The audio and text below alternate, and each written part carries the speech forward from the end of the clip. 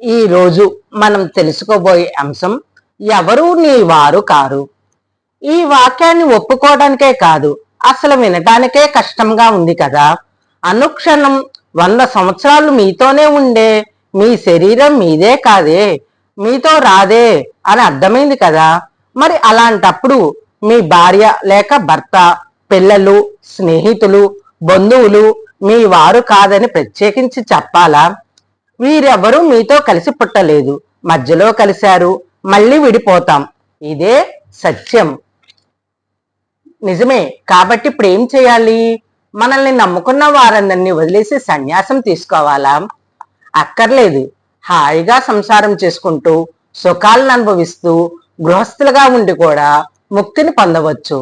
జనక మహారాజు బలిచక్రవర్తి సంసారంలో ఉంటేనే ముక్తిని పొందారు. తల్లి, తండ్రి, భార్య, బిడ్డలు ఎవరూ నీ వారు కారు, నీతో రారు.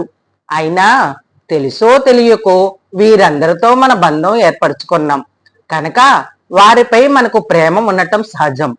వారందరి అవసరాలు తీర్చటం మన బాధ్యత. మన బాధ్యతని మనం సక్రమంగా నిర్వర్తించాలి. వారందరినీ ప్రేమించండి, తప్పులేదు. కానీ ముక్తి కావాలంటే మీరు చేయవలసింది ఏమిటంటే, వీరందరూ నాతో కొన్ని సంవత్సరాలు మాత్రమే ఉంటారు, శాశ్వతంగా ఉండరు. నా శరీరమే నాతో శాశ్వతంగా ఉండటం లేదు కదా అన్న జ్ఞానం కలిగి ఆ ఎరుగుతోనే వారందరినీ ప్రేమించాలి, వారి అవసరాలు తీర్చాలి. కుటుంబంలో మీరు ఉద్యోగిగానే పనిచేయండి. ఇది జ్ఞాన సహిత ప్రేమ. ఈ ప్రేమ మంచిదే, మనల్ని బాధించదు. మనము ఈ లోకంతో బాధ్యత పెట్టుకోవాలి, బంధం మాత్రం పరమాత్మతోనే పెట్టుకోవాలి. కనుక ఎవరి మీద మితిమీరిన ప్రేమ పెంచుకోకూడదు. ఈ శరీరం మీద కూడా వీరే నా స్వరస్వం, వీరు లేకపోతే నా జీవితం లేదని పిచ్చి భ్రాంతుల్ని వదులుకోవాలి. మన తల్లిదండ్రులు మన కళ్ళ ముందే వెళ్ళిపోతుంటే మన జీవనం సాగించటం లేదా? అట్లాగే భర్త లేని భార్య, భార్య లేని భర్త ఎంతమంది సమాజంలో బతకటం లేదు? మొదట్లో చాలా బాధగానే ఉంటుంది, ఇంకా మనకంతా అంధకారమే అనిపిస్తుంది. అయినా కానీ మన జీవితం నడపాలి, ఆగిపోదు కదా. ఎవరి జీవితం వారిదే. ఉదాహరణకి మనం హోటల్కి వెళ్తాం, అక్కడ కుర్చీ, స్పూన్లు, ప్లేట్లు అన్నీ వాడుకుంటాం, పని అయిపోయాక వదిలేసి వస్తాం. ఈ జీవితం కూడా అంతే. మనం ఈ జీవితంలోకి వచ్చిపోయే అతిథులం మాత్రమే.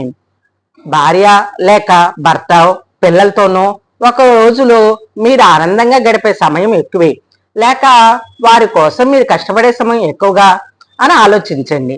మీ జీవితాన్ని ఉదాహరణగా తీసుకోండి. వారికి 16 గంటల మేలుకు సమయంలో 14 గంటలు మీకు వారికి సేవ చేయటమే సరిపోతుంది.